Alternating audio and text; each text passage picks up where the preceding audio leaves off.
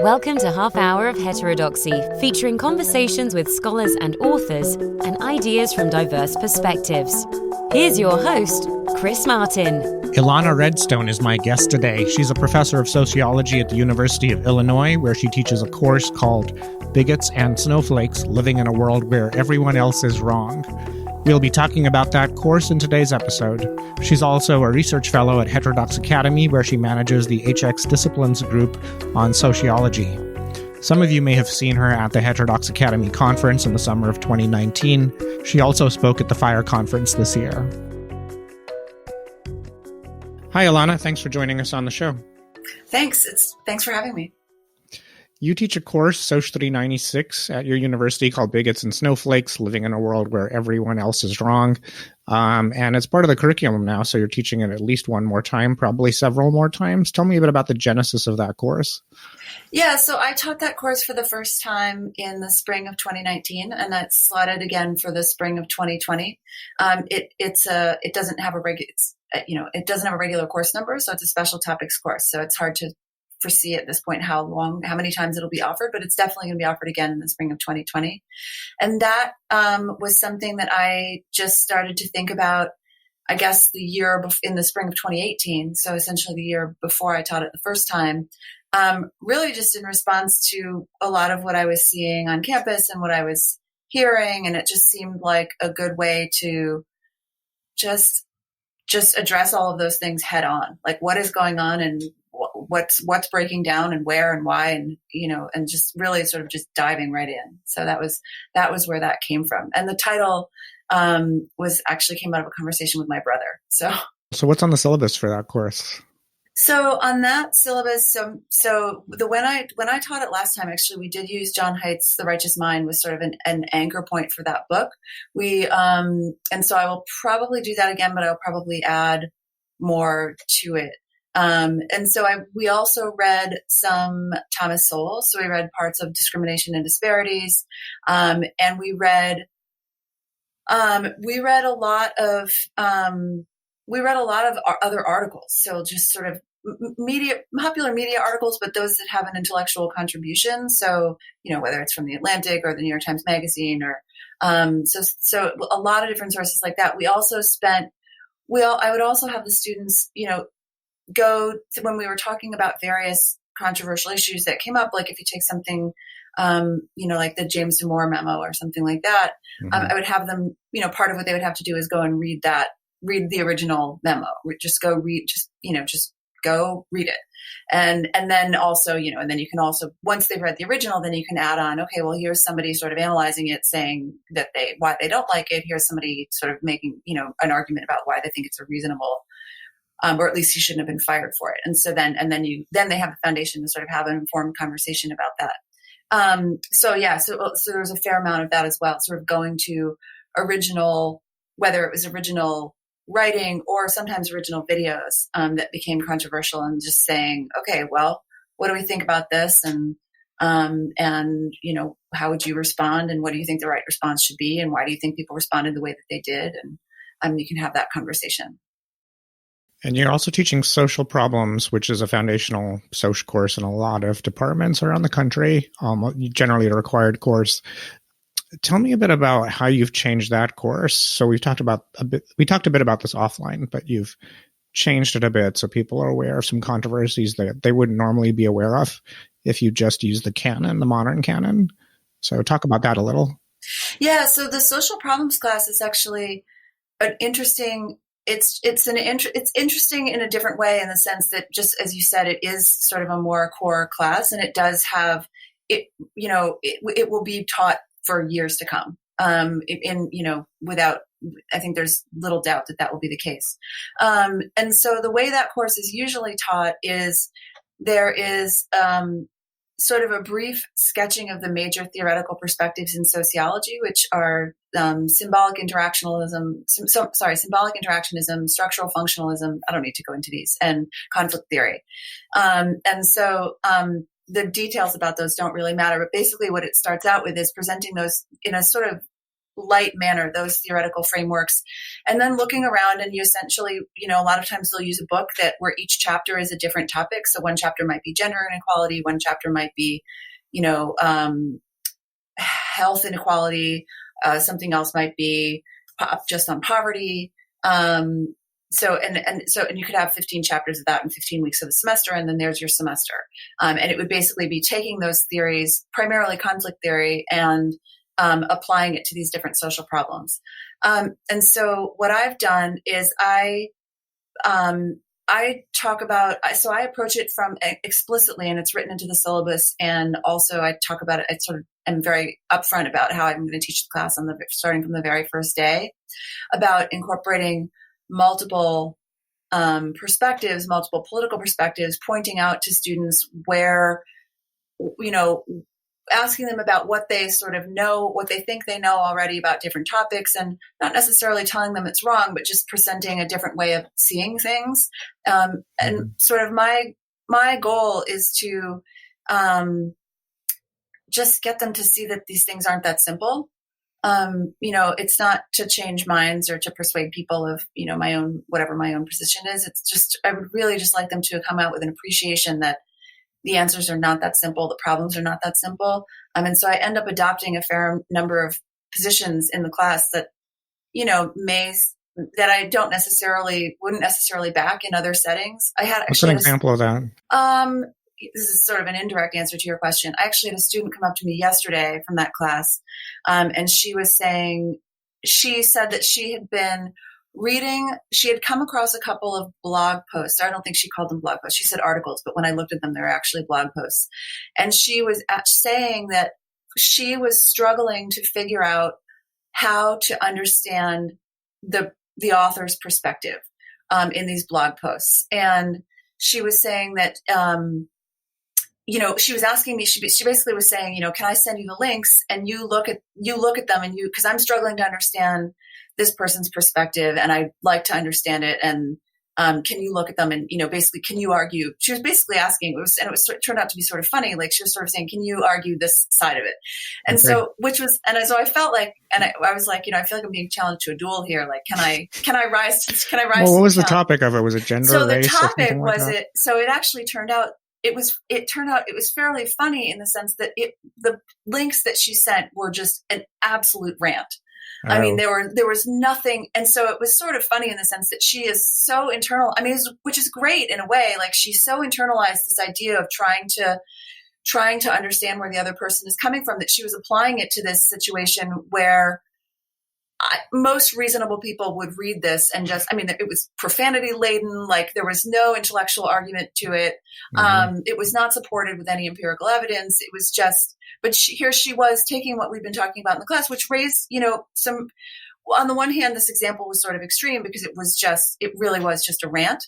But on the other hand, she was taking what we've been talking about and really asking important questions about, where is the line? Like I can sit here and say, well, this is a rant, Yeah. But where is that? I can tell you the topics of what she sent. She sent 2 articles, 2 links. One of them was called 5 Reasons Why You Shouldn't Date Indian Girls. And the other one was called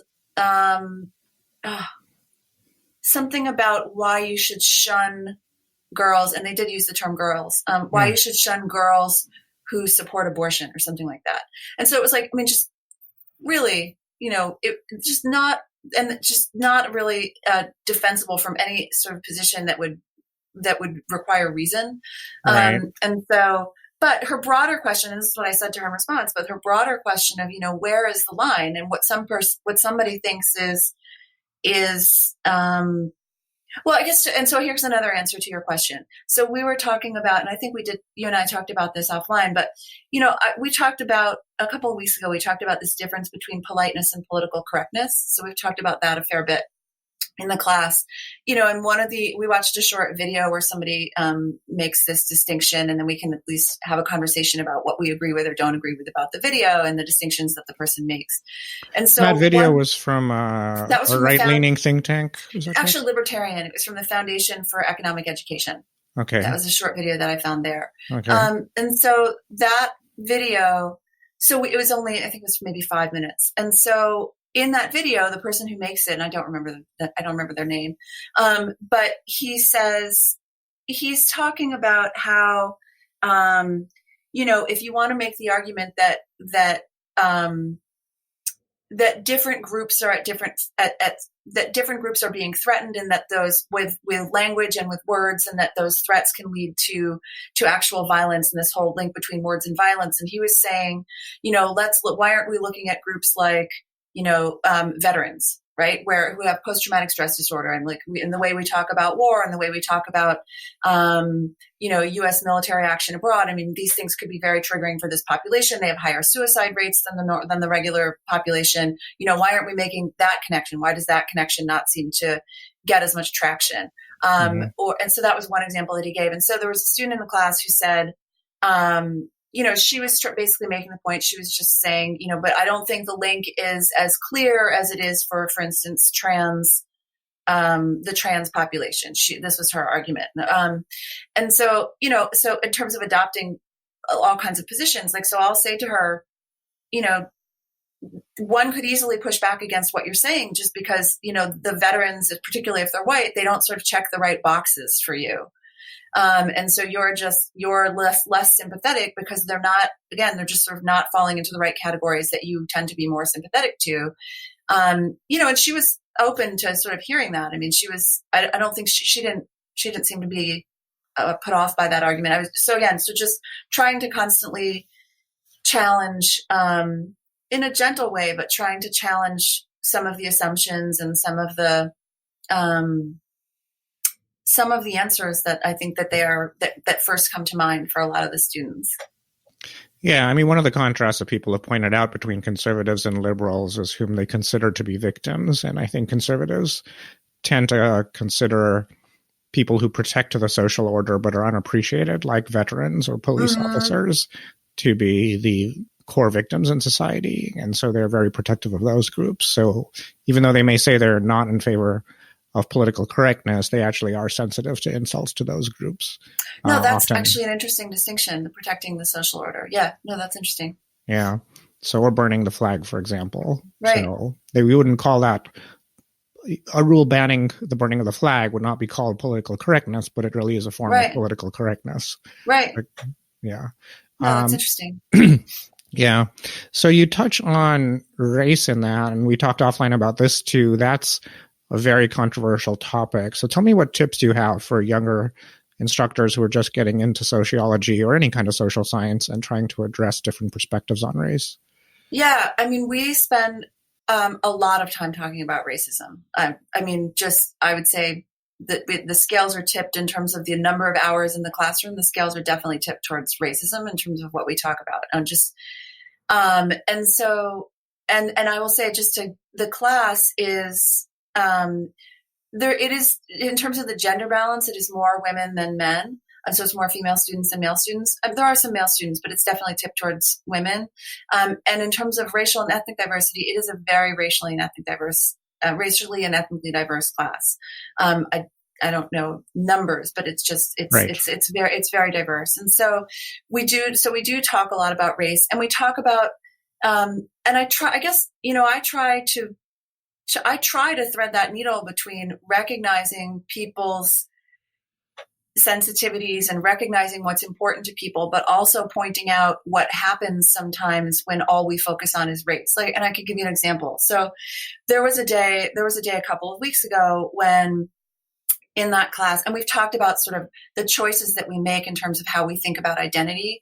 So a couple of weeks ago, one of the days we were talking about racism, and a number of the African-American students in the class were saying, so there was one student who was talking about, they were telling stories about, not stories, but sort of experiences that they've had with people saying things that were just, really sort of cringeworthy, made them feel bad. And so for instance, one young student said something like, when she was talking about when somebody had told her, you're pretty for a Black girl.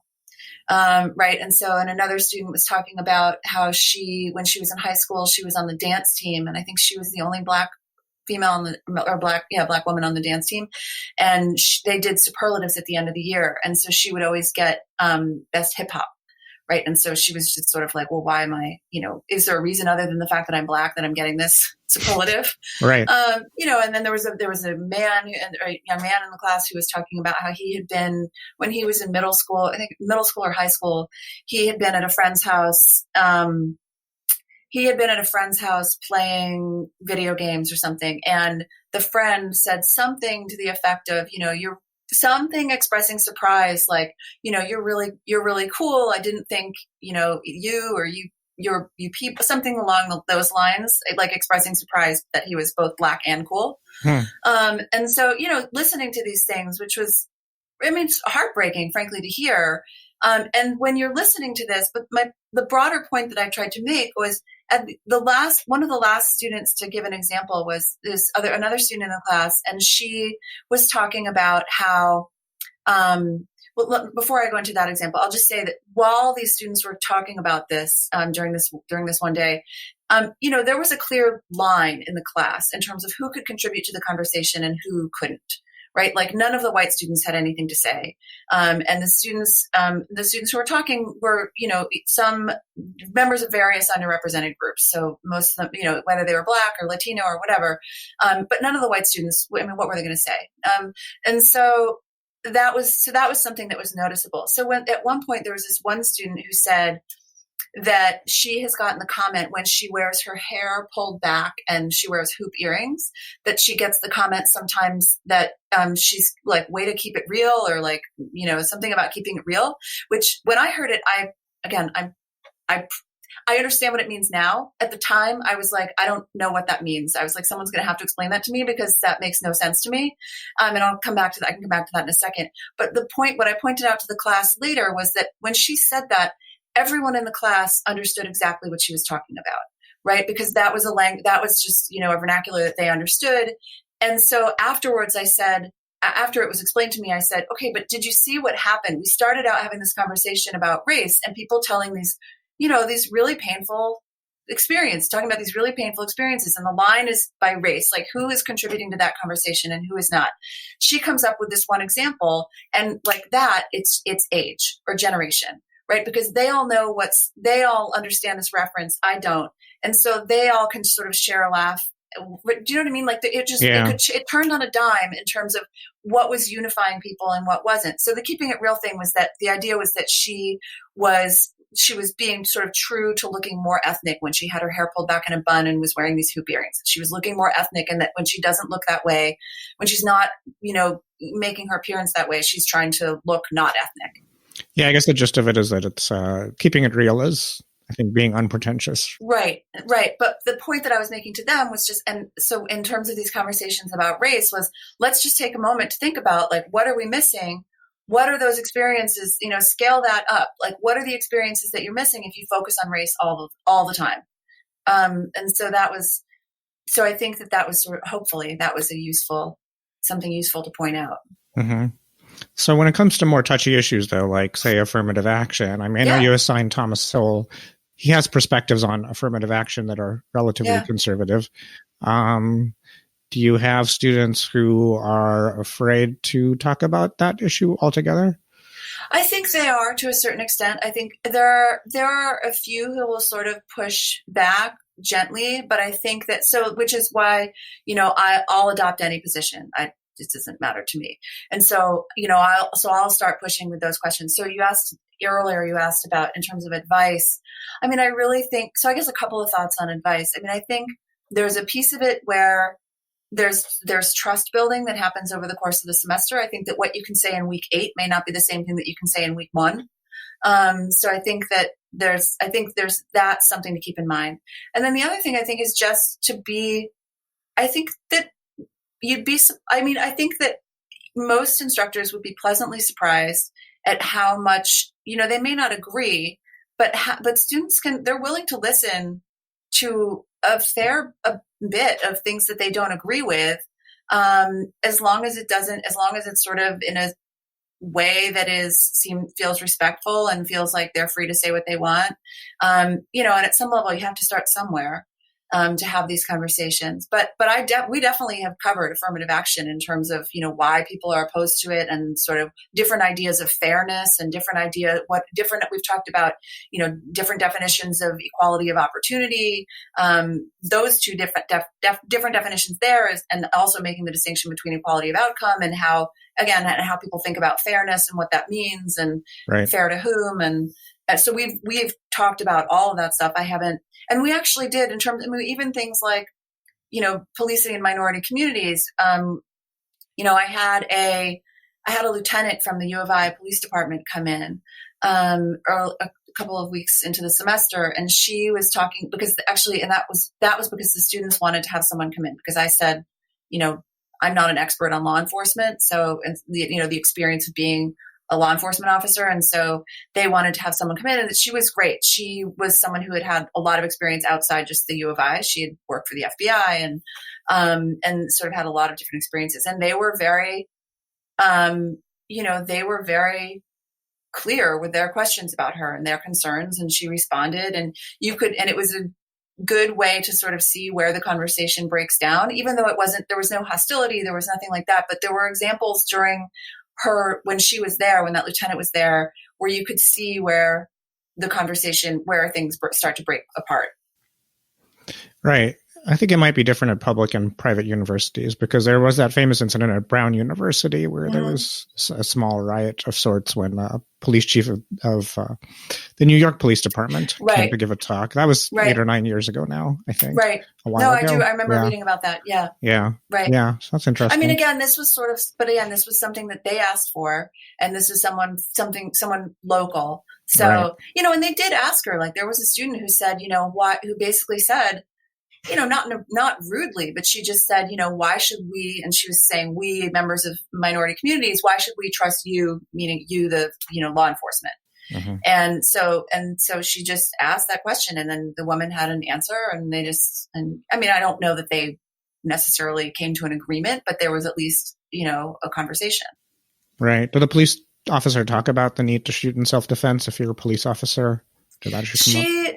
No, that specific case of shooting in self-defense didn't come up. But there were questions about, someone did ask at the end of the time that she was there, they asked something about, what is your advice or something, or, to be safe, or, and she said, or what is your advice in terms of improving these relationships between the communities and some of these communities and law enforcement? And her answer was I thought reasonable, but certainly something that some people might find offensive. Her answer was, mutual respect. There has to be mutual respect.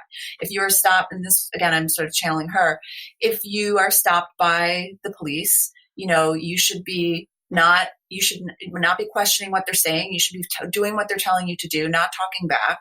And they will, all likelihood respond in kind. Again, a controversial position. But it was a useful conversation, and it led to a lot of other conversation. That's good. So when it comes to intersectionality, that's also a popular topic in sociology courses. Mm-hmm. How do you treat that topic in this course? Yeah, so intersectionality, we haven't talked about it a ton, but I've talked about it in the sense of it's often an example that comes up, and this is actually in the paper, in the FIRE conference paper, which maybe you can post a link for or whatever. Right. In the FIRE paper, for people who are unfamiliar with FIRE, it's the Foundation for Individual Rights in Education. Right. And so their annual faculty conference was a couple of weeks ago. And so there's a paper that I presented there, where it's called, they actually came up with a clever title, which was The Silent Crisis in the Classroom. So I can't claim credit for that title, but there'll be a link to that in the show notes. Okay. Yeah. So in that paper, I use this example, and this is an example I've used in class as well, about intersectionality, which is, if you ask students, because it is absolutely a topic that it's a word that the majority of them, not all, but the majority are familiar with. And so if you ask them and you say, okay, well, what is intersectionality? Many of them will give you a reasonable working definition. Like, they'll show a general familiarity with what it means. Some of them will even talk about the legal case that started where the term originally came from the Ford, I think it was from Ford. So some of them will, but if you ask them and you say, if you ask them in you lead to these other questions about, well, what could you tell me about the ideological underpinnings, or the sort of political ideology that's tied to intersectionality? And they can't tell, like, in that, if you ask that question, what I found is that they don't know. There's no understanding that this is actually, this is a politically motivated perspective. It's not that it's invalid, but it's not objective. It's not truth in any way that is sort of universally accepted. It is just a way of understanding the world and of understanding the relationships between different groups. There is nothing, it's unfalsifiable. There's nothing that makes it 100% true more than some other interpretation of the world. And so that they don't know. And that's what I talk about a bunch in the paper. So how do you introduce, because my perspective on intersectionality, and I wrote a blog post for Heterodox Academy about this. Was it the one about interactions? Yeah, interaction effects. Yeah. So when Kimberly Crenshaw, the legal scholar, started to write about intersectionality, she was talking about what social scientists call interaction effects. And she had evidence for a clear interaction effect of being both Black and female at a company. So then, maybe 10 years later, the word intersectionality started to expand. I'm not even sure where its definition is right now. That's a really good question. I know sort of have a sense of how it's used, but in terms of a clear definition, it's one thing that's certainly clear is that the original usage, what it's become is far, far bigger and more expansive than the original usage with whatever, which I think actually made an interesting point about how these Black women couldn't, they weren't eligible to file these discrimination lawsuits because they weren't the right groups. And so it seems like it really came from a place that was, it started out as something that was incredibly useful. But what it's become is just a way of thinking about the world that is just in terms of different identity groups and the level of victimization that they experience, which gives you higher moral claims to truth and reality. That's sort of almost imposes a hierarchy in that sense. I know Barry Weiss in her new book, and she talks about this, and she says that it basically takes the traditional hierarchy where white men or she might even specify white attractive men, but white men are sort of at the top, and then you can kind of go down from there and basically flips it. And so, you could argue whether that's a useful way of thinking about it or not, but it's certainly interesting. But yeah, so I think that the fact that they don't question it, I would say intersectionality in terms of students, the fact that they are not taught, again, that it's an ideology, that they don't question it. Those to me are problems. I would say the same thing about the other pervasive topic that where that comes up is about colorblind racism, which I think you and I talked about briefly as well. So, this relates to, I know the very popular book that's out now, Ibrahim Kendi's book. He's the professor at American University. Right. That I think is on the New York Times bestseller list. Yeah. How to be an anti-racist. Yep. Yeah. I haven't read it, but I've read about it and I've read other things that he's written. But this idea, but that's similar. In sociology, there's a book, Racism Without Racists, which is by Eduardo Bonilla Silva. And he was a past president of the American Sociological Association, although I'd be hard pressed to remember right now what year. Might have been 2017. I think it was about 3 years ago. Yeah, it's 2016 maybe. Yeah. And so so they're making a similar argument in the sense that, and I'm going to oversimplify it, but that you have to focus on race all the time. And that if you're denying the importance of race if race is not the prism through which you see everything, then that is racist. Mm-hmm. And so this is what students are taught really, and there's not, frankly, there's nothing wrong with it. It's a way to understand the world. It's a way to think about race.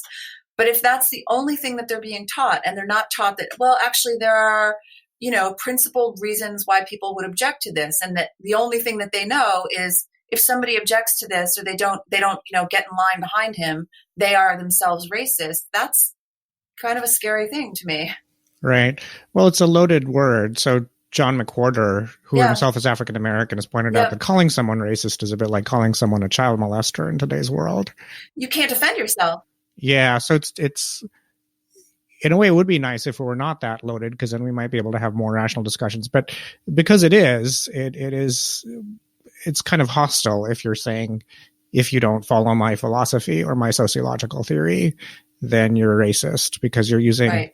you might be trying to use the less loaded social science definition of racism, but it's kind of equivalent to calling someone a child molester if they don't agree with you.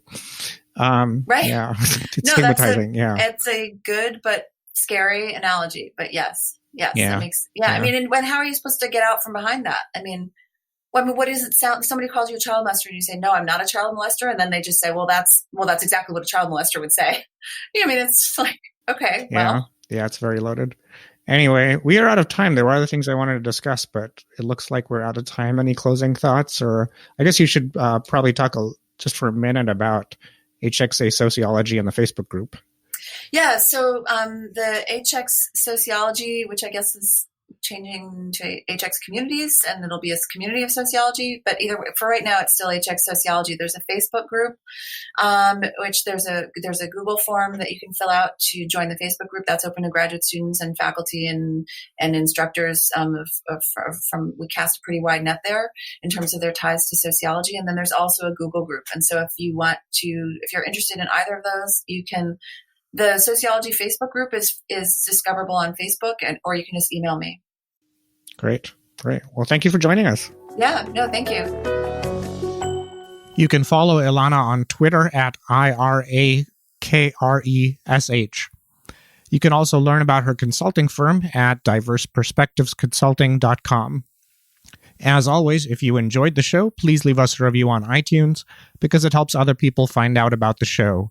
You can reach me at podcast@heterodoxacademy.org, and you can follow me on Twitter at ChrisMartin76. Thanks for listening. This podcast is produced by Heterodox Academy. Find us online at heterodoxacademy.org, on Twitter at HDX Academy, and on Facebook.